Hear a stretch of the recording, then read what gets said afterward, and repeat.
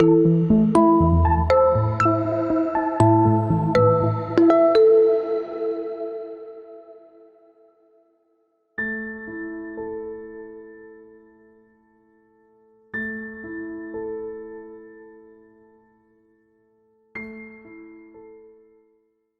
Hotu once again, Dhammaputris and Dhammaputras.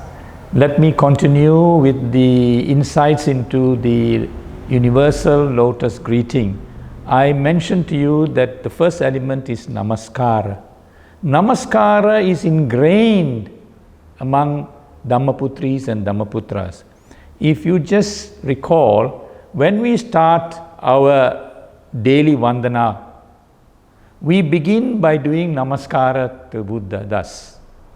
Namo tassa bhagavato arahato samma sambuddhassa. This is ingrained in all Dhammaputris and Dhammaputras. We do it in the morning, we do it in the evening. Unfortunately, there has been some recent vested interest which is promoting the idea that Namaskara means invoking God in the person, invoking the divine in the person. There is nothing divine about Namaskara. Namaskara has been practiced by the Buddha, and since the time of the Buddha, we have been continuing this Namaskara practice. And the basis of Namaskara, as I mentioned to you earlier, is to honor a person or an object with some reverence. That is Namaskara. The other aspect of Namaskara is that depending on the languages, it has had some changes. For example, in North India, it is referred to as Namaste, because the Hindi language of Namaskara is Namaste. In the middle of India, in Maharashtra and other states, it's referred to as Namaskar. And in South India, where the Dravidian language is prominent, it is referred to as Namaskaram. So there is nothing to do with these differences in reference or terms. In terms of bringing the divine into the greeting, it is simply honoring other human beings as fellow human beings, the oneness of humanity as the Buddha had taught. The second element of the lotus greeting is the Anjali. Anjali means to bring your palms together like a lotus bud, and to bow down and to pay respect to the person or object.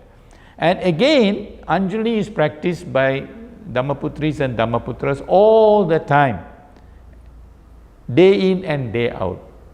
And this Anjali, again, when you do Anjali, you bring a sense of Brahmacharya. This is a teaching of the Buddha which is based on Metta, Karuna, Mudita and Upeka.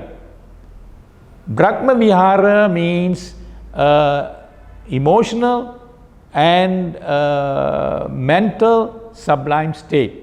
You are respecting a person and you are accepting the person as a fellow human being out of reverence and out of regard for the person, and you are in a sublime state when you do that. The third aspect of the lotus greeting is the symbol, the pratna. Pratna is to invoke metta, out of metta to the other person. You express metta means love, means friendliness, unconditional friendliness to the other person. So you develop friendship, friendliness among each other within the community. And unfortunately, this term metta has been mixed up with the English interpretation or translation of loving kindness. Metta is derived from the word maitri or mitra, and that is friendly or friendship, boundless benevolence. That is more a reference to metta. So we have to also be mindful that it is not loving kindness, but it is friendliness, unconditional friendliness.